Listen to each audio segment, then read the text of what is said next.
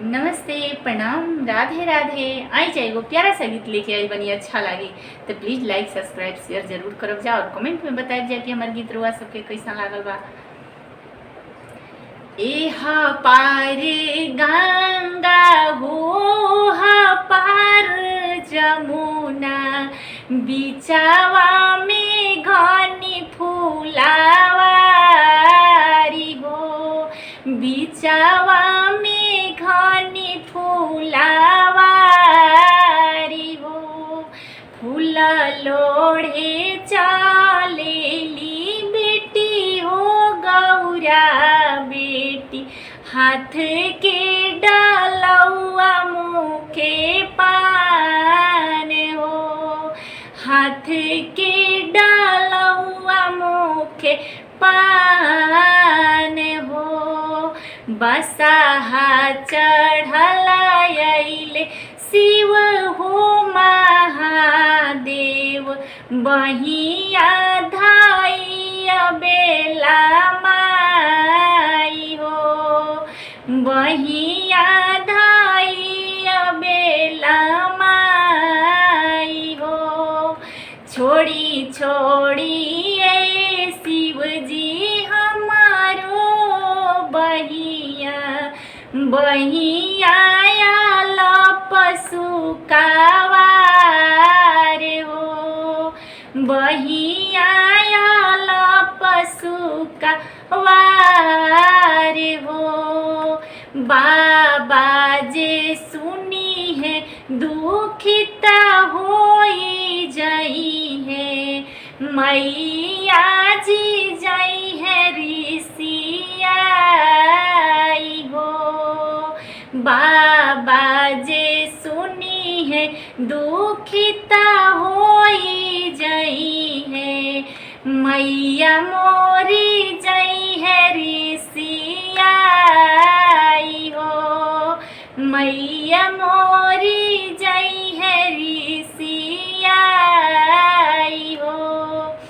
शिव पूजिया गौरा घर के लवटली, आमा पूछलिए बात हो, मैं नारानी पूछे लगली बात हो।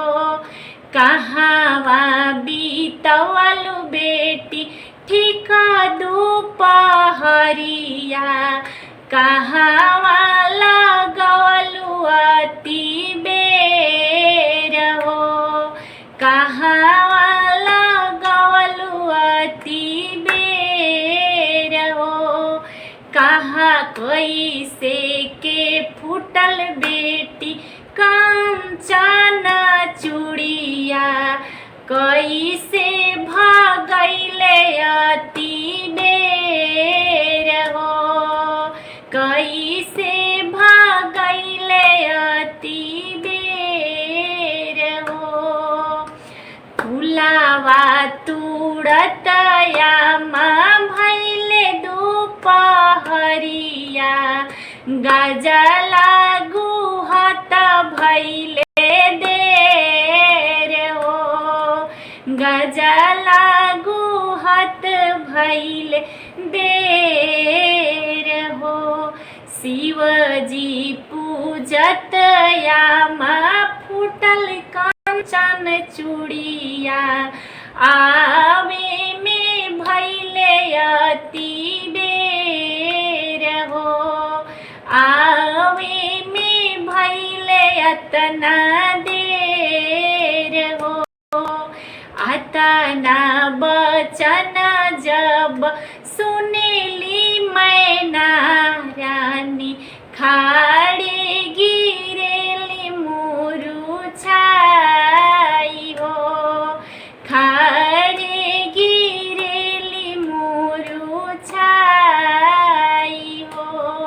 बिरिया की बेरी तो है बड़ी जी गौरा बेटी, शिव के निकट जानी जाऊं जी, शिव के निकट जानी जा।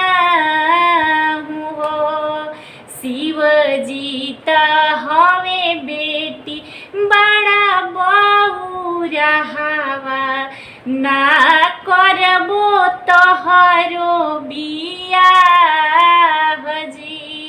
शिवजी त हवे बेटी बड़ा बहुरहावा